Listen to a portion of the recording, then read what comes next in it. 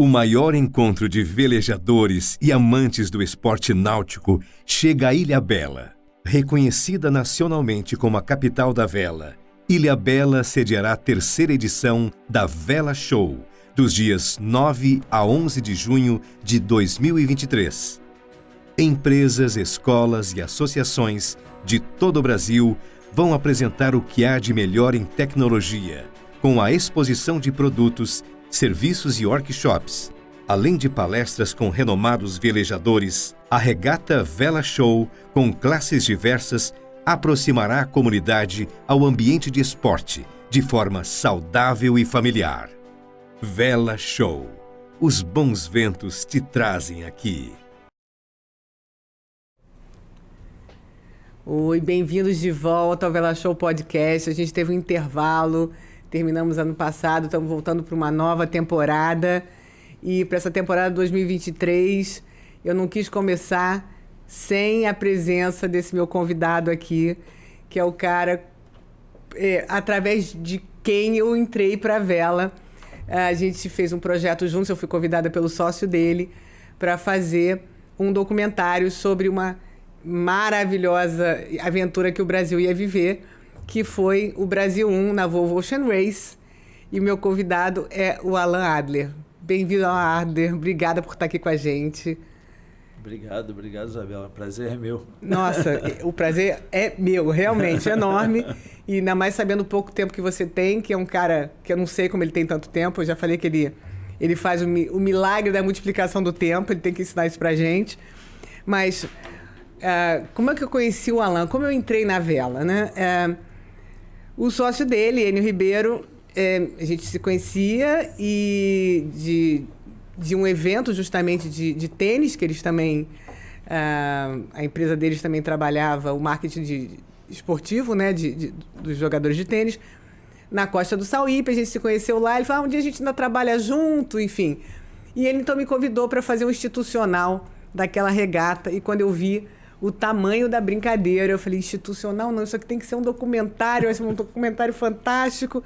E acabou sendo ainda mais fantástico, porque a aventura que os meninos viveram não foi para qualquer um. E através do Enio, então, eu conheci o Alan. E inicialmente, Alan, eu confesso que Você comentou isso. Eu não achei você não bateu simpático. Muito. Eu falei, nossa, vai ser difícil lidar com esse cara.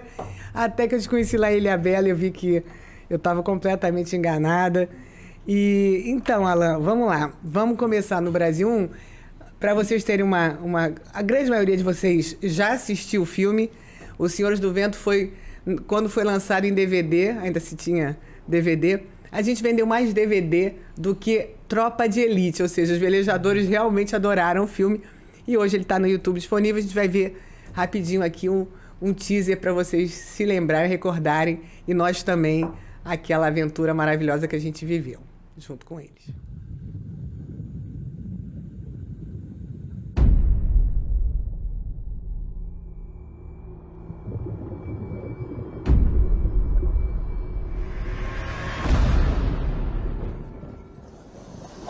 Tá cuidando muito bem até agora.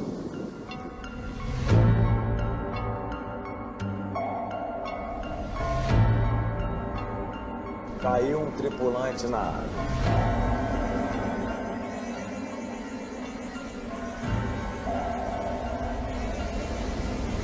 A gente passou por condições bem difíceis nessa etapa aí, pra gente foi bom a beça, porque tivemos problemas grandes na segunda etapa e acho que passar por um teste duro desse assim foi bom demais pra gente.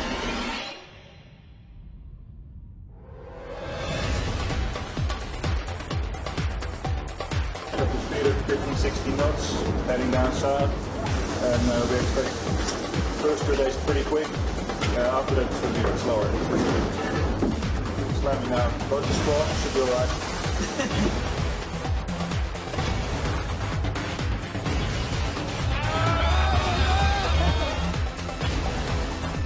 Está un poquillo más al norte donde el Titanic afundó.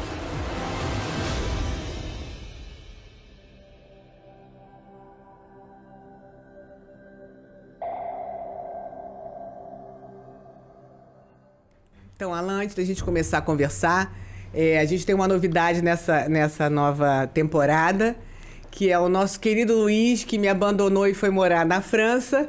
Ele está com a gente de novo, só aqui na tela. Oi, Luiz, bem-vindo de volta. E aí, Isabela, obrigado por me receber agora, né? Depois de algumas vezes eu te recebendo aí como host, agora você está tocando brilhantemente o programa, né? E eu fico super feliz de estar acompanhando, né? De ter acompanhado todas esses episódios, os últimos episódios da última temporada, com você, com o Guruga aí, né? À frente do microfone. E eu estou ainda mais feliz de agora poder estar retornando, ainda que no formato virtual, né? E eu sei que bem, né, já superados os tempos de Covid, mas aqui, devido à distância, eu poder estar participando com você aí e recebendo o Alan, né? Realmente esse mito aí que nos ajudou tanto, ajuda tanto a Vela até hoje, né? E que todos nós já ouvimos falar. Então, realmente é um prazer poder estar de volta aqui à bancada. Vela e Alan, puxa, obrigado pela participação, né, cara? Você que realmente tem mudado muito, né? Há muito tempo a Vela, né? Como a Isabela falou, desde os idos tempos aí já de Brasil 1, né? Da campanha e tal. E você que começou, na verdade, através talvez até do seu pai, imagino, né? Sim, sim. Em Tóquio, 64. Fala Sim. um pouquinho pra gente sobre isso. Você está bem informado. Não, de fato. Fiz meu dever de casa. O engraçado é que foi justamente o ano que eu nasci, né? Então, 64, eu estava nascendo e meu pai estava lá em Tóquio. E eu acho assim, Vela tem muito a ver de tradição, né? Eu até perguntei para meu pai, poxa pai, mas como é que você começou a velejar, já que meu avô não velejava? Ele, não, me apaixonei na Lagoa Rodrigo de Freitas velejando de Sharp. Ali me apaixonei e falei para o meu pai que eu ia começar a velejar e assim começou a carreira dele na vela. Mas foi isso, meu primeiro contato com a vela foi aos 10 anos de idade, foi na classe Optimist, né, como todo mundo sabe, né? E a partir daí eu me apaixonei também e eu acho que eu velejei praticamente de tudo, né? Várias classes, aí consegui, enfim, participar de 3 Jogos Olímpicos, foi incrível e construí uma carreira na vela, né? Verdade. Você tendo feito esses Jogos Olímpicos, quando você fez o Brasil, de alguma maneira ainda foi uma aventura maior, uma emoção maior? Então, sem dúvida, e muito diferente, né? Eu sempre me pergunto, hoje em dia eu penso, né, muito nessa história do Brasil 1, né? Eu estou com 58 anos, acho que a gente vai ficando mais velho, vai ficando mais prudente, não vou falar mais responsável, mas eu acho que a palavra é prudente. E eu me pergunto como é que aquilo tudo de fato aconteceu. Nos dias de hoje, acho que seria quase impossível, assim, sempre é um desafio enorme, mas quais foram os ingredientes que levaram aquele projeto a ter um sucesso? Eu fico me provocando toda hora, porque é muito interessante, acho que tem muito aprendizado, precisa de muita conversa para conseguir passar tudo, mas obviamente começa com uma dose de responsabilidade, que eu acho que tem certas fases da vida que você fala ou é agora ou é nunca, né? E depois entender um pouquinho como é que as pessoas me ouviram, né? Acreditaram no projeto, um projeto que tinha tudo para dar errado, né?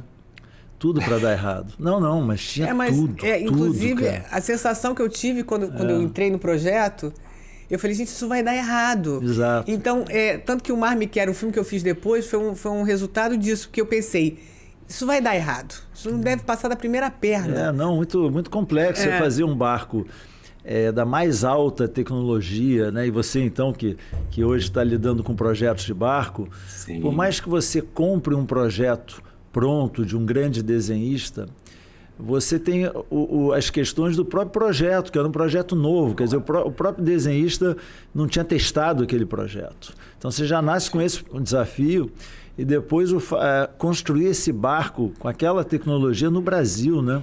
Que até então nunca tinha sido construído um barco de fibra de carbono, 75 pés, né? É um absurdo. Então, eu acho que assim, teve vários fatores. além do fator humano, além do fator financeiro, extremamente complexo. Tudo no Brasil é difícil, né? Você vai abrir um quiosque num shopping, a chance de quebrar você já larga com 50%. Então, fazer um projeto...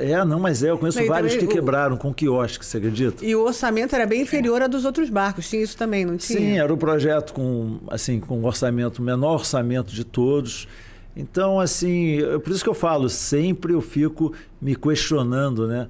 Como que aquilo deu certo, porque por mais que você seja sério, empregue as melhores pessoas, é um projeto com muitos eventos, né? Eu gosto de falar, o que é um evento? É uma eventualidade, né? Por isso que eu sempre falo assim, evento tem tudo para dar errado, às vezes dá certo. E o Brasil foi isso. Então, poxa, eu fico muito feliz e muito grato, obviamente, sempre aquelas pessoas que acreditaram no projeto. Eu sei que tinha muita gente torcendo contra, o que é normal, super normal, é natural do ser humano. É normal isso. Tem os haters, né? Tem os haters. Não é só os haters, o ser humano tem uma coisa que quando ele vê lá a tragédia, a desgraça dos outros, ele se sente melhor. É um sentimento do ser humano. Alivia a sua própria, né? Alivia a sua própria. Então, por mais que sejam amigos, pessoas conhecidas, lógico, os verdadeiros amigos torcem a favor, mas é normal, porque eu tive várias situações dessa. Então, eu fico muito feliz e ter deixado um legado, né, para a vela, para o iatismo. Isso é que é o mais importante. Hoje eu trabalho com grandes eventos e eu vejo a força que tem um grande evento no segmento, na comunidade como um todo. Eu faço o Rio Open de tênis, é um grande evento. O que tem inspirado jovens tenistas, né? O que tem incentivado o esporte do tênis no Brasil depois do Rio Open é impressionante. Então isso é muito legal. Imagino. Você é um grande... O grande barato do Alain é que não é só o velejador campeão que ele é, enfim, com todo o teu histórico, é que você é um grande empreendedor da vela. Você trouxe muito patrocínio, muita visibilidade, né? Quando você, por exemplo, você começou eu te conheci nos match races, né? Você estava fazendo match races já para trazer mídia, para trazer... Como é que foi você, um velejador, ter que colocar as duas coisas ali, né? Os seus dois lados, o lado humano, velejador, e o lado businessman, empresário, que tinha que trazer... Então, acho assim, a vela, ela me abriu portas, né? Porque realmente isso foi uma outra coisa interessante. O fato de eu ter tido sucesso na vela, ter ido para as Olimpíadas, ter sido campeão do mundo, etc., me trouxe muita credibilidade. Em geral, né, para sentar numa mesa de reunião com um empresário ou para pedir, enfim, qualquer tipo de recurso, seja no governo, seja nas empresas privadas ou públicas. Então, a gente tem que entender que você ser um atleta de sucesso abre muitas portas. Todo mundo sabe, né? A questão é como aproveitar isso, como ter credibilidade. Então, depois que eu larguei a vela, eu sempre me espelhei um pouco também na carreira do meu pai de empresário. Então, eu quis ser empresário, quis continuar essa história da minha família, que eram industriais, né? Tinham duas indústrias, e eu me preparei para isso, estudei, fiz um mestrado em finanças e fui trabalhar cedo, aos 24 anos eu fui trabalhar já na empresa da família. Então, eu já tinha uma noção de negócio, eu sempre tive um pouco tino comercial, porque é muito interessante hoje em dia você entender o perfil das pessoas, né? A pessoa tem que ter aquele perfil adequado àquela posição, senão não vai dar certo. Então, meu perfil era esse, sempre assim, eu sempre consegui vender meus projetos, entregar meus projetos, que é o mais importante, para poder vender novamente, né? Mas sem dúvida, atleta funcionou, depois um pouco da experiência de empresário, e aí eu comecei a história do Match Race Brasil, e aí eu me juntei ao Enio, que era o seu amigo. O Enio era um profissional de marketing e da área comercial, então o Enio me ajudou a formatar como produto a vela, né? Como é que pega a vela e cria disso um produto. A vela era feita pelos velejadores para os velejadores, era tudo errado, né? Não tinha como funcionar a vela, né? E a gente mudou isso. É um nicho muito pequeno, né? Aquela coisa que só funciona no nicho, mas é um nicho tão diminuto, né? O nicho é pequeno, mas a visão do atleta é a visão do atleta. Ele fala, eu quero velejar no melhor lugar. Então, o melhor lugar é a 20 milhas da costa, onde tem ventos constantes, ondas grandes e... então, ventos de 18 nós. Legal. Entendeu? Se isso não atrair a mídia, se a mídia não conseguir contar essa história, e as marcas não tiverem uma conexão, isso não vai dar em nada, vai ficar aquela regatinha com o budget do clube e assim vai, e a federação mandando você para fora, enfim. E o nosso approach foi totalmente diferente, foi falar, vamos transformar a vela num produto, o que precisa, o que já tem. O legal é que já tinha os campeões, então isso é incrível, porque a maioria dos esportes não tinha os campeões, e isso a gente não ia fazer, né, de uma hora para outra, então a gente já pegou, opa, isso aí é fundamental, ter os campeões. E aí a gente mudou o formato. E aí a gente foi contar essa história para a mídia, na época era a Globo, e a Globo adorou o novo formato, e depois a gente teve a credibilidade, através dos amigos, dos contatos, de sentar com as pessoas certas e convencer essas marcas, grandes marcas, a investirem nesse projeto. E aí a gente já largou com marcas como a Vivo, a American Express, o Banco UBS, que eu me lembro, né? A Nivea, também, né? Teve de tudo, mas assim, a gente já largou com marcas que você, quando você olhava aquelas marcas, falava, isso aqui é sério. Já te dava credibilidade, né? E aí no primeiro evento, quando a gente foi lá no Grupo Globo contar essa história, que ia ter grandes nomes da vela, que ia ser uma competição rápida, 2 barcos para entender quem chega na frente ganha, e que a gente ainda ia colocar os convidados dentro da ação, quer dizer, convidado das marcas, então isso foi muito legal. A Isabela que o diga, né, que acompanhou aí a bordo. Eu vou até puxar... Isso no Brasil 1, né? Né? Já no Match Race também. No Match Race também. Eu vou até puxar um teaserzinho bem pequenininho, de alguns segundos, só para o pessoal entender o que era o Match Race. Porque ali começou tudo, tá? Então, dali a gente fez um evento incrível no primeiro ano, foi 2003, impressionante, assim, deu uma repercussão na mídia, com as marcas incríveis, aí 2004 começou o sonho do Brasil. Então vamos ver só esse teaserzinho rapidinho e a gente volta.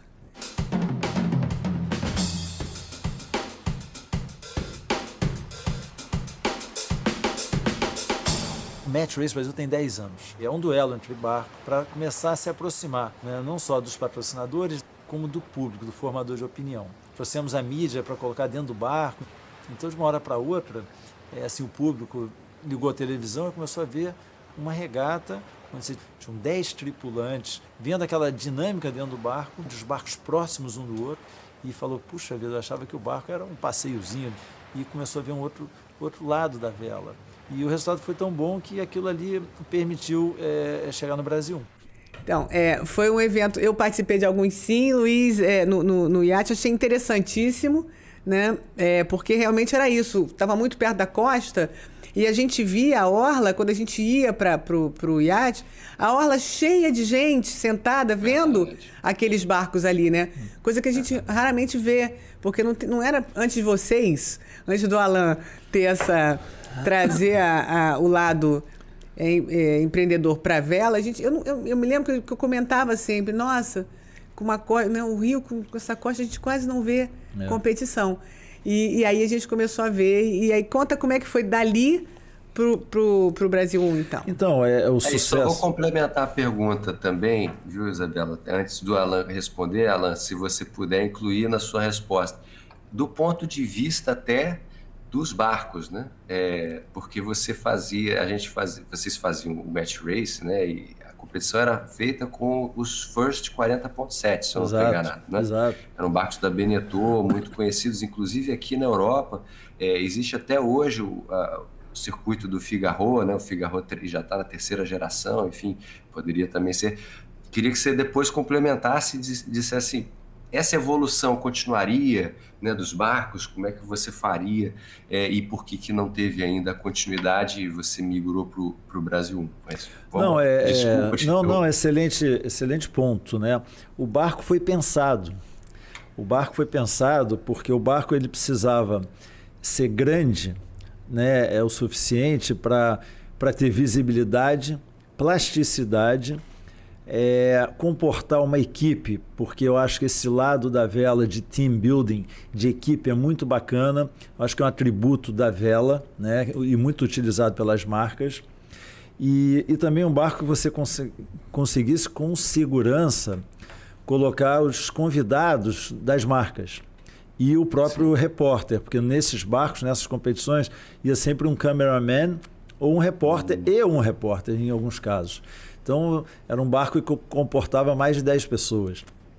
E era um barco também que a gente chama na vela de One Design, né? Era um barco de regras iguais. Então, os barcos eles tinham que andar muito parecido. Então, era perfeito essa classe na época e a gente utilizou durante muitos anos no Match Race esse barco. Como sempre, não era fácil achar barcos em quantidade e barcos bem cuidados. Para o atleta ele entender que os barcos são iguais, porque eram sorteados, né? Cada regata mudava os barcos. Então, foi por isso que a gente fez com o Beneteau aí o 40 pés. E como é que você fez essa pesquisa para achar os barcos? Não, na época era fácil, né? A gente estava na vela, então a gente sabia as classes. Conhecia quem? Isso a gente sabia de tudo. O que acontecia na vela era fácil. E dali assim, tudo na vida é credibilidade. Então, ali a gente conquistou essa credibilidade e aí a gente foi conversar justamente com as marcas, falar, olha, a nossa ambição é muito maior. Né? Isso aqui é um projetinho perto do que a gente sempre sonhou. Né? É um piloto. E o pessoal comprou a nossa ideia, falou, pô, muito bacana, eu acho que é um projeto do tamanho do Brasil. O Brasil é um país grande, na época eu acho que era a 7ª, 8ª economia. Era um país de grandes ambições, era um país que eu acho que se vendia não tão bem para o exterior. Eu acho que a nossa imagem sempre foi muito atrelada ao futebol, ao samba, ao café. E o Brasil 1 foi justamente divulgar uma imagem de um país capaz de lidar com projetos complexos, capaz de competir com grandes nações envolvidas. E foi isso que o próprio governo, na época era o governo do Lula, enxergou. Né? A gente teve o ministro Furlan, um grande amigo, um grande aliado. Desde a primeira reunião, ele não era velejador, mas ele entendia a força do evento. Eu acho que ele era do conselho da Volvo, e ele teve a oportunidade de ver a largada da regata de volta ao mundo, a Volvo Ocean Race, em São Sebastião. Ele ficou impressionado. Ele tinha uma casa lá e falou, nunca vi tanto helicóptero na minha vida. Então, e ele nos deu o aval, ele nos deu a chancela institucional. E a partir dali, a gente foi buscar o dinheiro, os recursos com as marcas e, enfim, fazer um projeto que foi incrível, uma repercussão enorme e que, de fato, eu sou muito grato às pessoas que participaram do projeto, porque elas foram fundamentais para o sucesso do projeto. Realmente, equipe é tudo, a gente sabe, mas as pessoas estavam por trás do que aconteceu. Quer dizer, você construiu o barco, né, o próprio desenho do barco, algumas modificações que a gente fez no projeto, depois acompanhar a construção para o barco ser confiável, né? Depois, ao longo do projeto, ir gerenciando tudo aquilo que a gente entendeu e que todo mundo, todos os outros barcos também acabaram incorrendo em vários problemas técnicos dessa nova tecnologia, né? Era um barco com muita potência, né? Quando eu falo que o balão do barco tinha a área métrica de uma quadra de tênis, as pessoas, como assim? É verdade, você subiu um balão do tamanho de uma quadra de tênis. Aí você dá a dimensão do tamanho do barco para a pessoa. Você dá a dimensão do tamanho e da potência. Você vê na televisão, você não tem essa não, e das forças, né? Quer dizer, imagina as forças ali naquela estrutura do barco. Né? Então foi muito doido e é o que eu falo, regata de volta ao mundo não tem meio fio, né? Você não pode parar no acostamento para trocar pneu, entende? Então é um projeto assim cercado de muito perigo, né? E é verdade, é um projeto muito perigoso, tudo está sempre ali naquela linha tênue, assim, tudo é muito delicado. E graças a Deus deu certo, porque as pessoas... Foi ambicioso, né? As pessoas sempre perguntam, poxa, todo mundo tem curiosidade, você ganhou dinheiro com o projeto? É uma pergunta, né, que as pessoas têm. O Brasil tem uma relação com capital muito complexa, né? Mas então, esse para o outro podcast, né? Seria para sociólogos falar porque que a gente tem esse complexo, meu Deus do céu. Se você não ganha dinheiro, você é burro, e se você ganha, você está... É um pecado. Mercenário. É muito estranho. O Brasil realmente precisa melhorar muito, cara. Mas eu falo o seguinte... Eu não quebrei, porque esse projeto você tinha tudo para quebrar. Você sabe iniciativas na Fórmula 1 de projetos que acabaram... até o próprio Alan Prost se envolveu num projeto que faliu. Tivemos casos aqui no Brasil também. Enfim, era um projeto desses e no final consegui, graças a Deus, com muita responsabilidade, muito apoio, sair, sabe, de uma forma assim, sem me abalar financeiramente o projeto daquele. E é impressionante você não quebrar emocionalmente também, porque vocês já estavam com um barco deficiente em relação à equipe muito menos treinada, né? Nós tínhamos vários que não tinham nunca feito vela oceânica, principalmente não vela oceânica de competição. A gente tinha um orçamento abaixo do orçamento dos outros barcos. Então, já imagino a tensão que vocês viviam. Aí quebra o mastro e racha o casco, enfim.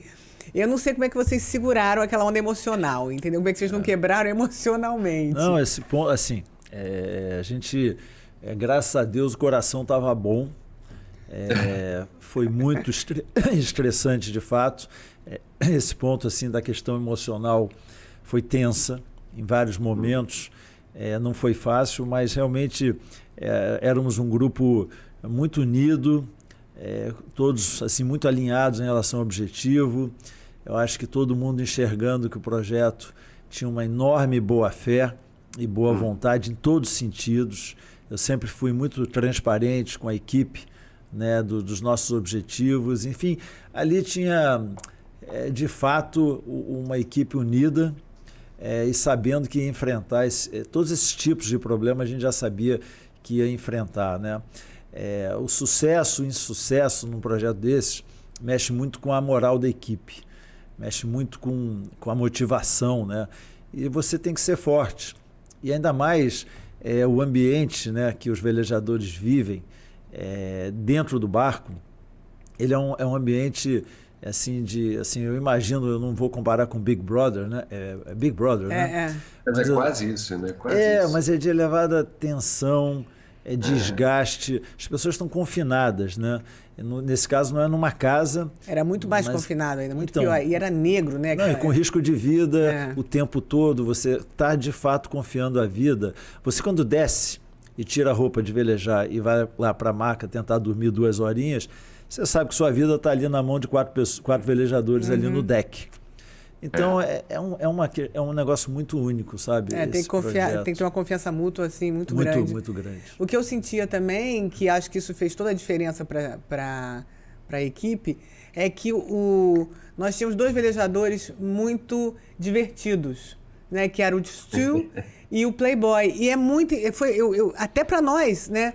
Era muito importante ver que quando o bicho pegava, eles não tensionavam, ao contrário, eles soltavam uma brincadeirinha, uma bobagem, e todo mundo ria. Então isso eles aliviaram a tensão daquela equipe ali dentro daquele... Porque era uma cabine claustrofóbica, né? Eu entrava naquilo e dizia, meu Deus, como alguém no meio do mar, tem 4 pessoas aqui dentro, vela, tudo molhado, tudo, né?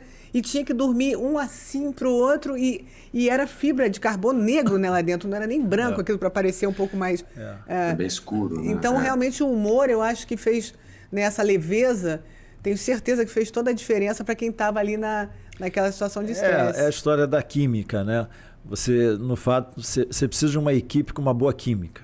Você precisa de as virtudes serem diferentes de cada um para o mix funcionar, né?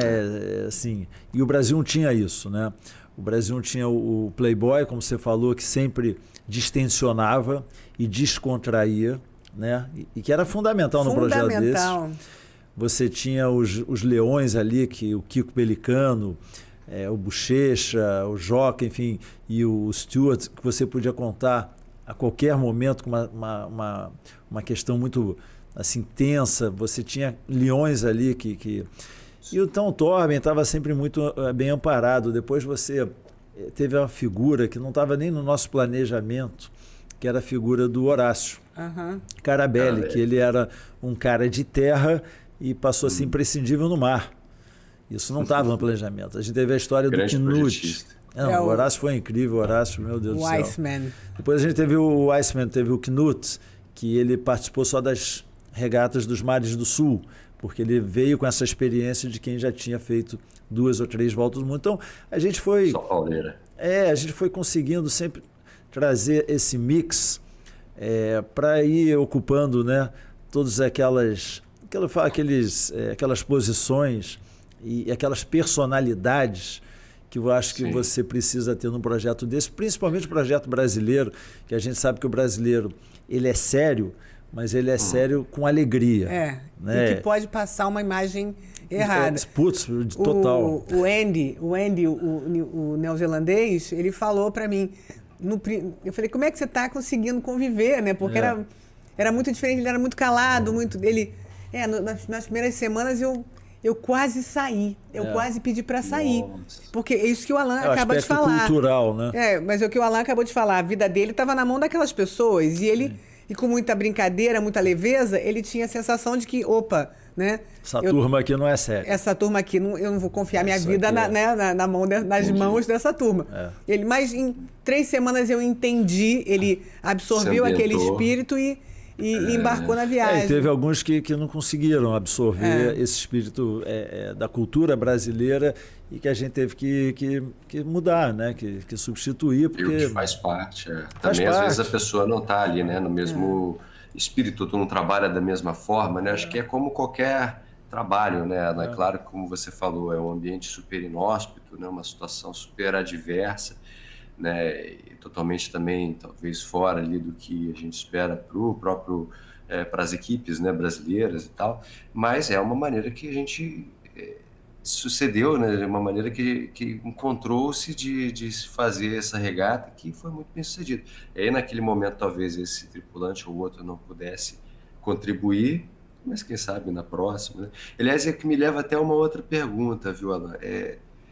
Você acha que esse Dream Team que se formou no Brasil 1, né? Enfim, e depois ele foi até espalhado, né? Houve outras campanhas, né?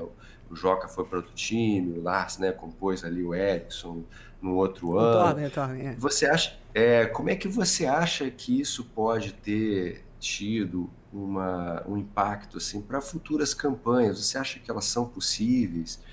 Ou você acha que é preciso reunir outro Dream Team desse? O que você acha que é necessário do ponto de vista né, do negócio, que, como você já falou, é ambicioso, é arriscado, tudo, mas também do ponto de vista dos profissionais da vela? Né? Sim.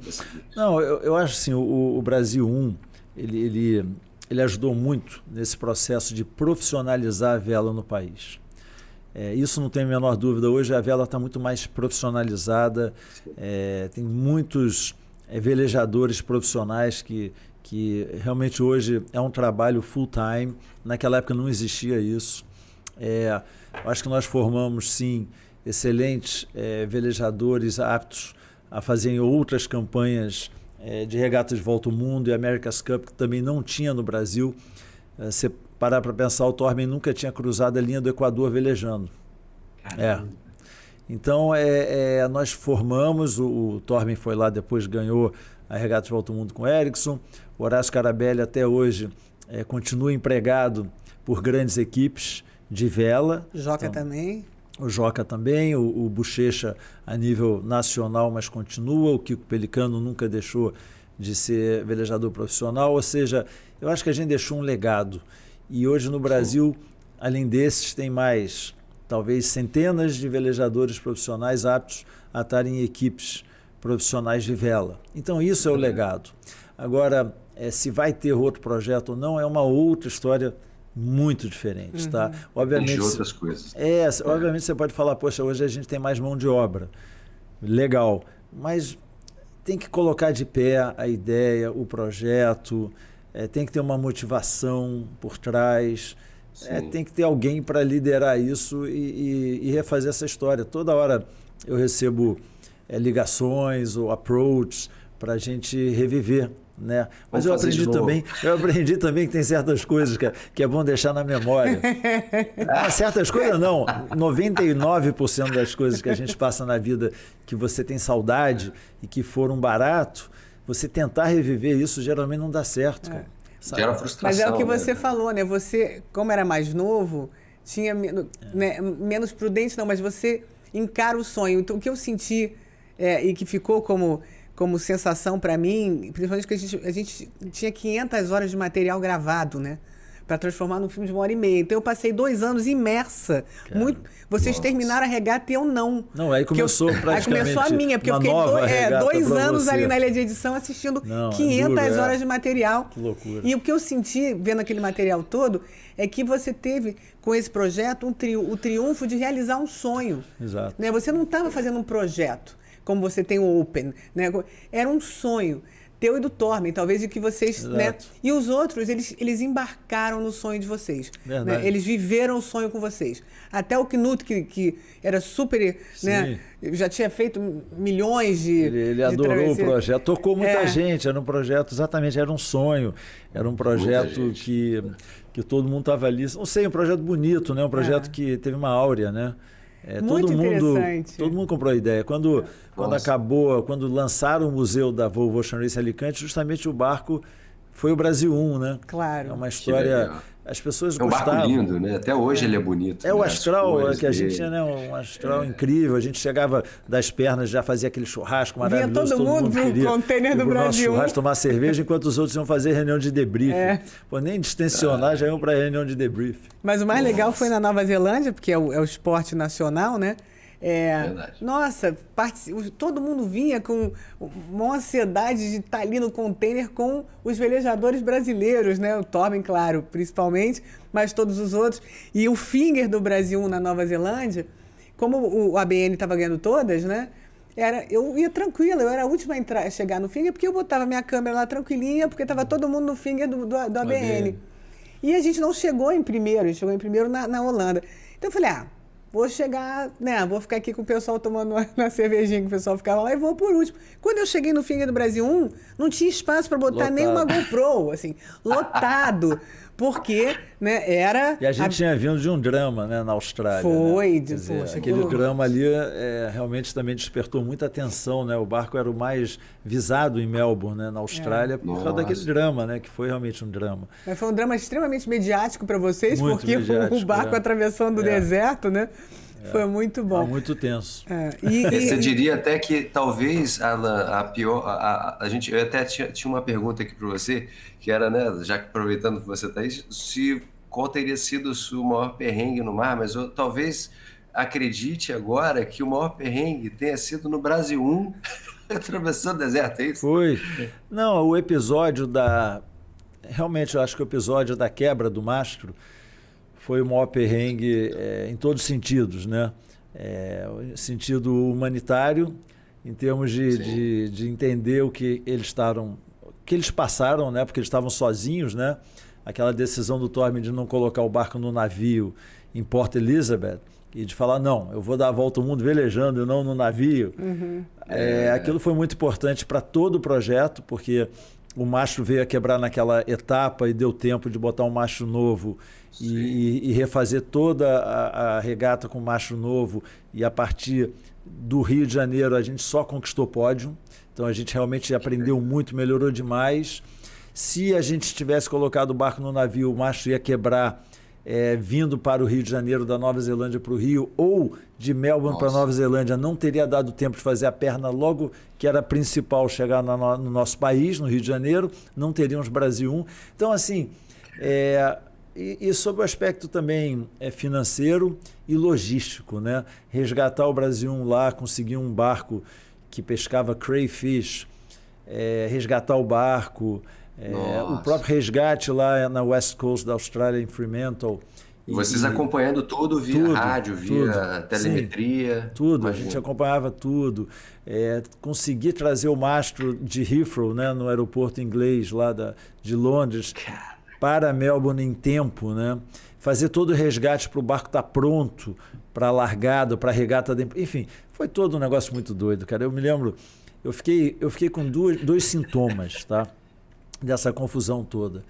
Eu fiquei com o meu pescoço, cara, muito dolorido e duro, mas uma coisa assim, cara, que eu sofria de dor. E eu fiquei durante, na boa, mais de 6 meses com aquela porcaria daquele nervo aqui em cima na pálpebra, sem parar de tremer. Coisa chata pra caramba. Não, foi muito tenso. E eu vi muito homem chorar me acompanhando, porque quando dava certo, né, o Alan chorava, todo mundo chorava de emoção, de Conseguiu, deu tudo errado, mas estamos aqui, conseguimos. Estamos indo para a próxima. Tem até o seu filme Alan, transmite muito bem, né, Bela? O seu filme transmite muito bem essa emoção. Era uma coisa que eu sentia assim, cada obstáculo vencido era uma emoção enorme, não acabou pra gente. Vamos seguir, estamos seguindo, o importante é que a gente está seguindo. Né? Isso aí. E foi maravilhoso. O filme foi um sucesso que eu não esperava, ninguém esperava. Até hoje tá passando na televisão. Tá passando na televisão, todo mundo, pô, acabei de ver o Brasil 1, Senhores do Vento. Eu falei, caramba. Negociar filme para dois canais de TV diferentes é ganhar na loto 2 vezes. Mas negociar para 4 canais de TV diferentes... A audiência deve ser boa, né? Porque toda semana eles colocam de novo. Não, eu recebo direto, é boa. Sério? É porque ficou uma emoção, é uma aventura que ela extrapolou a vela. Né? É aquela história do... aventura humana mesmo. A minha professora de yoga foi... Escalar o Everest. E o brasileiro se sente muito orgulhoso junto. Quando eu fui uma vez para um evento no ICSA, no Santo Amaro, eu peguei um Uber, um táxi do aeroporto para lá, e aí a senhora está indo onde lá em Santo Amaro? Eu falei, eu vou para o Yacht Club. Para o clube de vela? Nossa, eu nem sabia que no clube desse clube saíram não sei o que, os velejadores, porque o Brasil ele começou a contar a história. Ele falou, aí participou de... Eu falei, como é que o senhor sabe isso tudo? Ele, porque eu vi no filme, na televisão. Eu falei, é meu filme. Ele, jura? Ele falou, nossa, eu fiquei impressionada. A gente não sabia que o Brasil tinha feito isso uma vez. Então, quer dizer, é a coisa da emoção que traz... Né? E que traz, eu tenho certeza, foi o que ele falou, não só...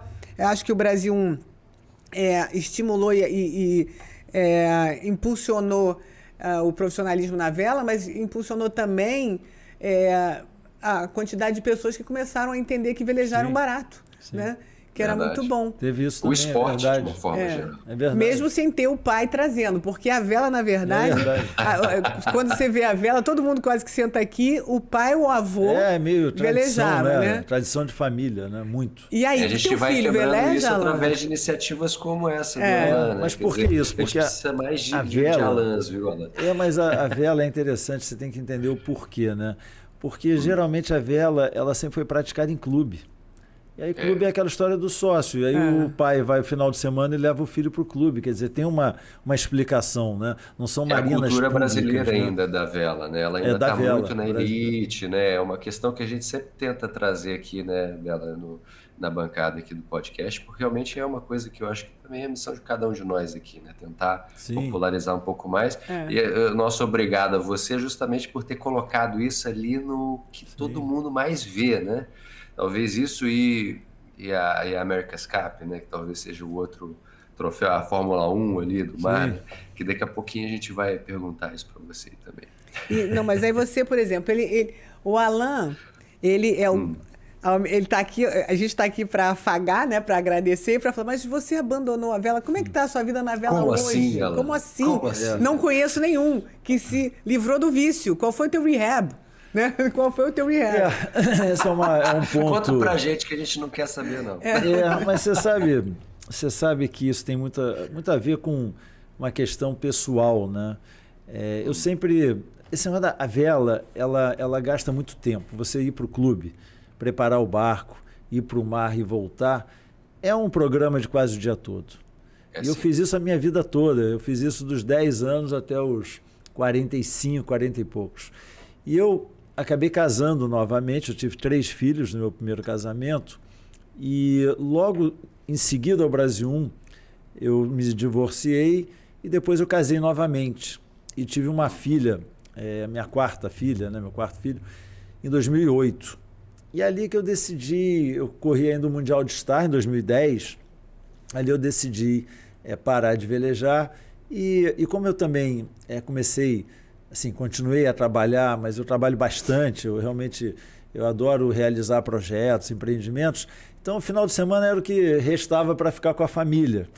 E aí, os filhos crescem um pouco, você não tem todo mundo dentro de casa, você passa a usar o final de semana mais para ver a família, e é o que eu tenho feito, e estou muito feliz. Então, eu amo a vela e toda hora vem essa saudade.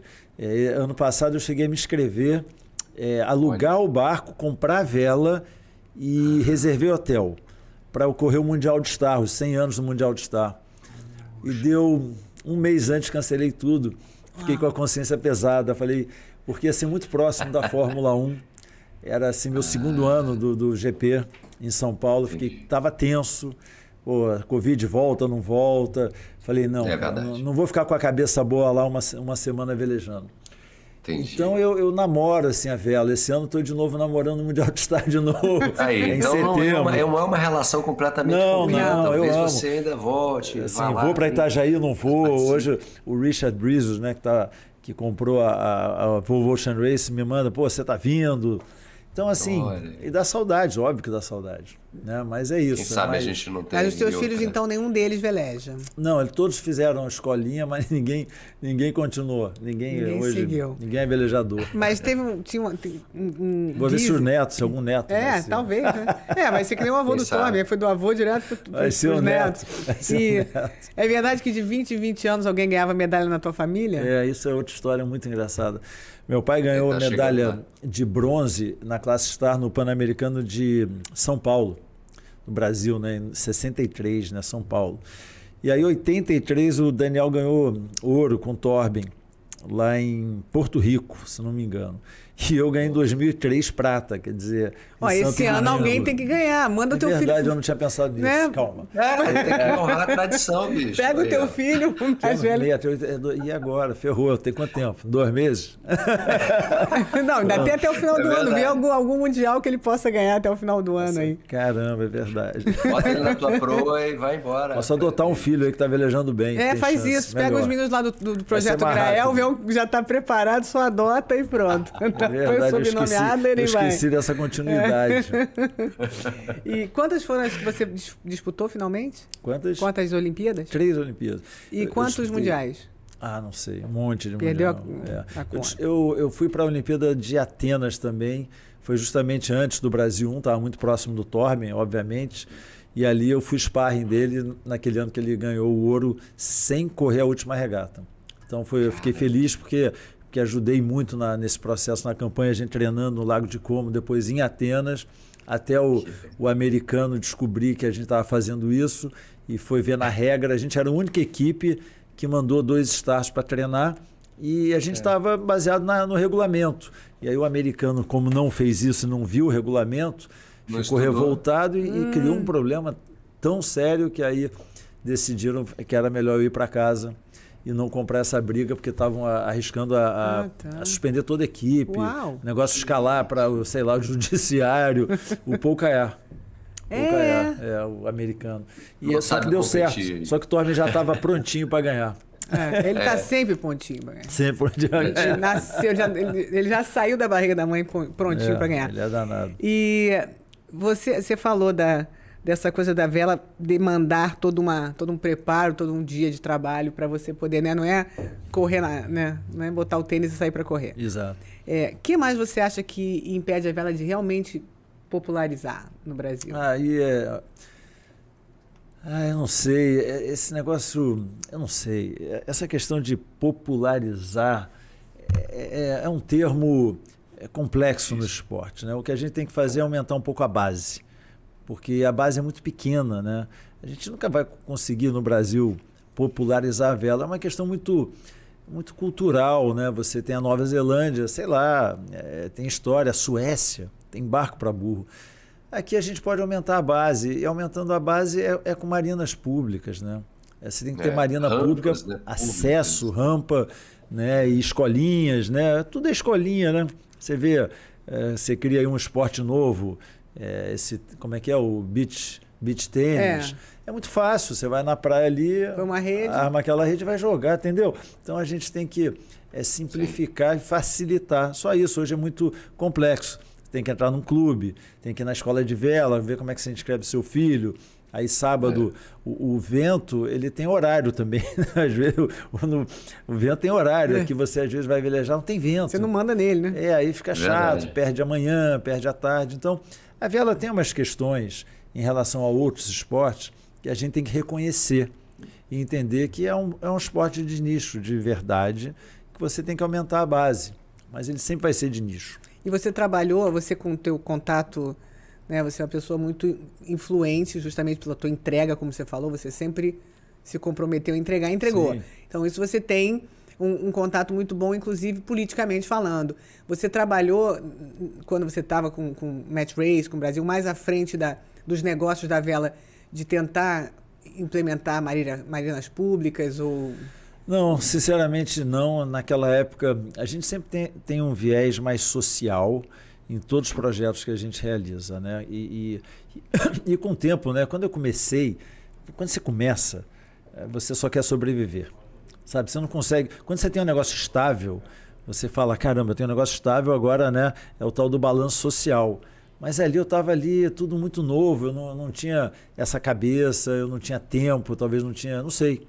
Então foi o legado mesmo, a gente sempre envolveu alguns projetos sociais, obviamente o projeto Grael era um projeto que estava muito ligado, depois o LARS estava muito envolvido com políticas públicas, a gente tentava ajudar, mas eu particularmente não tive envolvido em nenhum projeto dessa natureza. A gente sempre estava junto, assim, da Marinha, né, dos governos, mas assim, eu podia ter feito mais, com certeza, pelo lado social ligado à vela. E você trouxe muito dessa... Você é um empresário que... o velejador do teu nível, o nível que vocês atingiram, vocês têm que ter uma cabeça, tem que ter um GPSzinho, né, o tempo todo funcionando, porque tem que estar com o olho no mar, o outro na vela, né, sentindo o vento, pensando nos outros, né? Enfim, muita coisa ali sob tensão. O quanto dessa sua experiência na vela de alto rendimento você trouxe para o teu lado empresarial, se é que trouxe? Não, obviamente, eu acho que eu trouxe muito, né? Eu acho que todo atleta é mais do atleta, não sei se da vela, talvez sim, eu vou falar por quê, mas eu não quero aqui achar que outros esportes simplesmente têm outros tipos de atributos e que outro tipo de know-how que você demanda do atleta, né?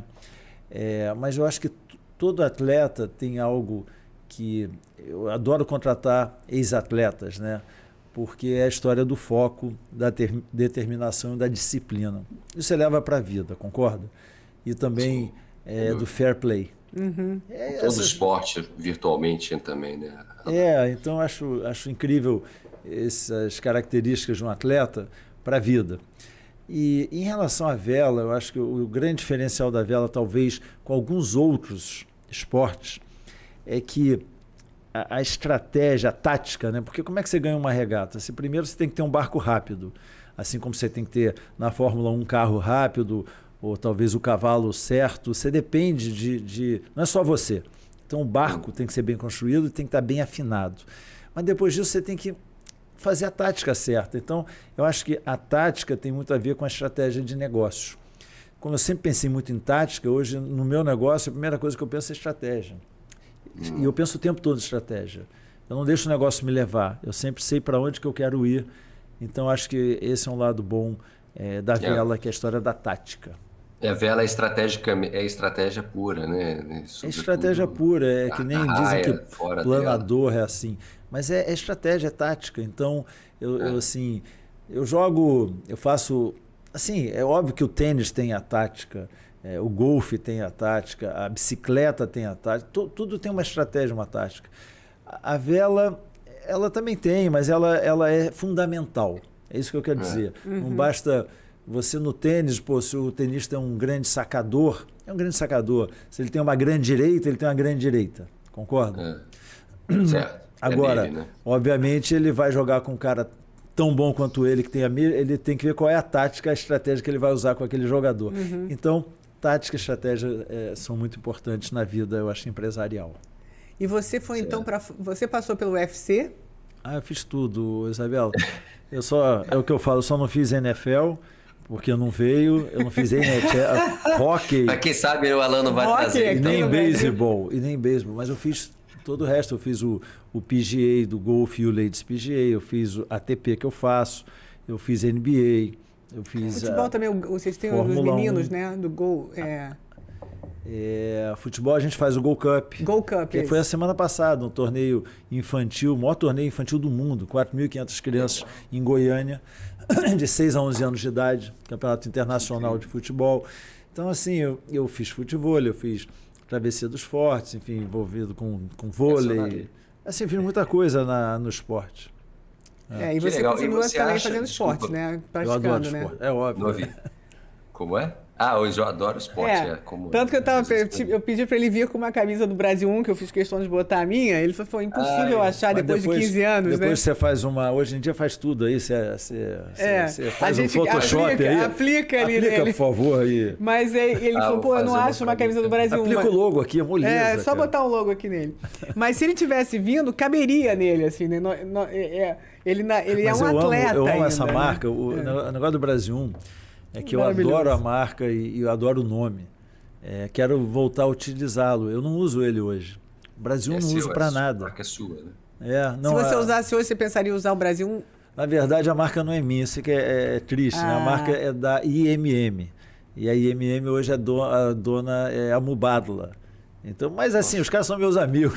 Pessoal, eu vou levar o Brasil. Vou usar aqui, hein, meu? Não, e onde você pensa levar a marca, se você pudesse hoje? Não sei, mas eu estou pensando já nisso. Oba! America's Cup está aí no horizonte? Não está. Esse seria um sonho, esse seria um novo projeto, mas esse demanda muito dinheiro, 100 e poucos milhões de dólares. Da última vez que eu li, eu já não sei, mas deve ser isso, né? Deve ser uns 100, imagino. 90. Esteja cada vez mais caro, inclusive, né? As tecnologias estão cada vez mais avançadas nesse sentido. A questão desses projetos é que eu acho que você vê, a maioria deles tem um bilionário por trás, que não precisa mais ganhar dinheiro. Porque eu não Pode acho gastar. Exato, eu acho que são projetos feitos para gastar. Ou com outros objetivos. Então, para mim, aí é um conflito, né? Eu preciso trabalhar, preciso ganhar dinheiro, então é difícil. Eu lá na época do Brasil, eu falei, não, tô começando num setor, quero construir uma história. Era diferente. Sim. Mas chega uma hora que você precisa começar a ganhar dinheiro com aquilo que você faz, né? E a gente vê que até a própria Fórmula 1, você atuou também, né, na Fórmula 1, talvez às vezes você possa até esclarecer um pouco esse achismo que as pessoas têm, que fala que a America's Cup é como a Fórmula 1. Talvez seja em termos de desenvolvimento de tecnologia, mas acho que o objetivo e a visão são totalmente diferentes. Eu vou fazer uma brincadeira aqui agora. Quem sabe o Brasil não pode ser um projeto novo de Fórmula 1. Uau! Do Brasil, uma equipe. Que maravilha! Não, ele está falando isso aqui. Vamos contar quantos anos? Vamos fazer uma aposta nós dois, Luiz? Quantos anos vai demorar para sair um barco na Fórmula 1 que é o Brasil? Eu tô até imaginando o carro, as cores do carro, cara, com esse logo aí. Pronto, já começamos, já plantamos na cabeça, já agora dançou. Agora é questão de contar quantos anos para sair o projeto. Vamos lá. Esse também não é menos de 150 de dólares. Mas o retorno é muito mais... Não, o retorno comercial. Quando a gente resolveu fazer o Brasil 1, até o Enio falou isso, o risco comercial da Volvo Ocean Race era muito menor do que da America's Cup. Por quê? Porque a America's Cup você já ia ser eliminado na largada. Na volta ao mundo você pode tirar o último, mas você fica no ar 2 anos tá ali. Lá. Então tem mais retorno comercial. Maravilha. Então por isso que é mais fácil conseguir captar, né? Porque o patrocinador sabe que tem retorno. Exato. Não, estratégia de negócio. Ele vai rolar, vai ter um barco, um carro brasileiro na Fórmula 1. Vai ser o Brasil 1. Já é legal. Ó, eu já tô... Bota ele já tá aqui assim, ó. Ele já vai sair daqui... Já gostei da... Ele já vai sair daqui direto para começar a trabalhar o projeto. Ia ser divertido. Ia ser maravilhoso. É isso, bom. A gente queria saber se você tem mais alguma coisa para falar, alguma coisa que você não tenha falado, por exemplo, uma mensagem. Alguma emoção, não, algum momento que... Eu acompanhei toda a tua vida no Brasil 1, obviamente. Mas algum momento que tenha sido muito impactante assim na tua história na vela, que você traga pra gente aqui. Não, eu acho assim, ainda voltando na história do Brasil 1, né? Acho que na vela não, a vela, um momento para mim mais importante foi quando eu ganhei o Mundial de Star, né? Ali foi incrível, porque meu pai velejava de start, uma história, uma classe com muito prestígio, era uma época que você tinha grandes campeões em campanhas olímpicas, então você tinha um Torben, você tinha Paul Caer, você tinha grandes, aquilo ali para mim, né? O Peter Simpson, lembra? Um grande querido amigo da família e amigo de todos da vela, era o presidente na época Eu acho que ele era até o presidente da Classe Star, mas ele foi presidente do júri no dia que eu Ele tive era também lá. da Classe Star. Então aquilo tudo ali foi muito especial. Eu acho que o momento, para mim, de tudo que eu fiz na vela, além, óbvio, de fazer o Brasil 1, que foi incrível, foi ganhar o título de campeão de Star. Aquilo ali foi sensacional. Mas eu acho que essa foi uma sensação que eu desejo para todos que velejam. E eu vou torcer para até dezembro a gente ter mais um na tua família ganhando, nem que seja um optimista na Lagoa Rodrigo de Freitas. Eu também vou. Ele vai ter que ganhar um campeonato. Vamos estar juntos nessa torcida. É o título. E uma mensagem agora, você olha aqui para essa câmera, uma mensagem para o pessoal da vela, do mundo da vela. Não, acho que a minha mensagem é que a vela é um esporte assim, incrível.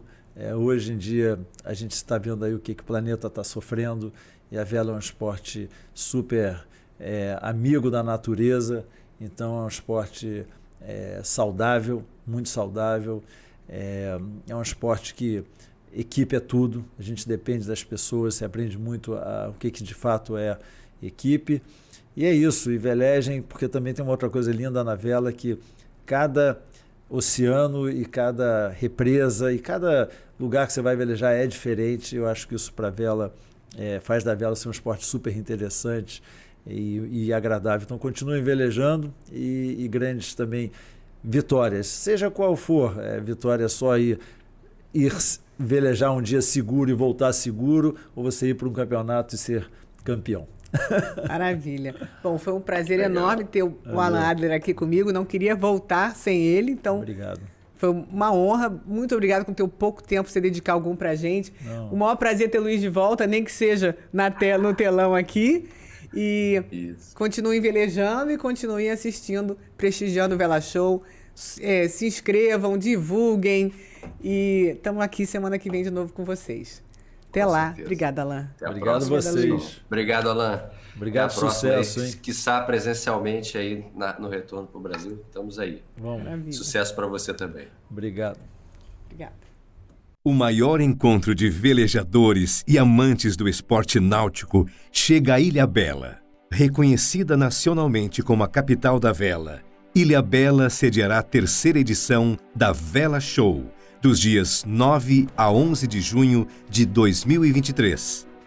Empresas, escolas e associações de todo o Brasil vão apresentar o que há de melhor em tecnologia, com a exposição de produtos, serviços e workshops. Além de palestras com renomados velejadores, a Regata Vela Show, com classes diversas, aproximará a comunidade ao ambiente de esporte, de forma saudável e familiar. Vela Show. Os bons ventos te trazem aqui.